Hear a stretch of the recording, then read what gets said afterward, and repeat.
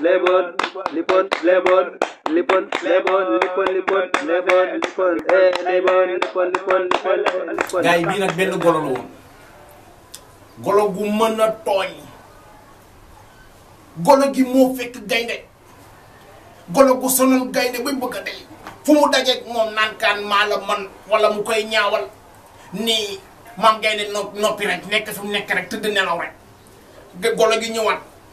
ñëwal maa la man ñëwal fii go ñi ngay def gars yi doo ma ko def gaynde gi ne nemm maaral rek toog xam ne xajul si kii golo gi nekk yow laay waxal jarul ngay nelaw maa la man golo gi jekk saay rek ruux gaynde gi bi mu ruuxee gaynde gi ne bëral jóg xam nga gaynde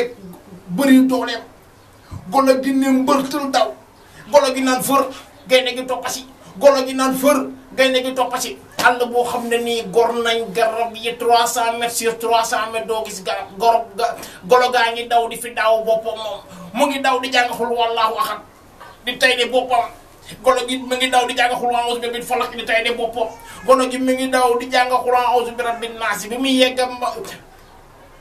minal jinnati wan naas tourné seen garab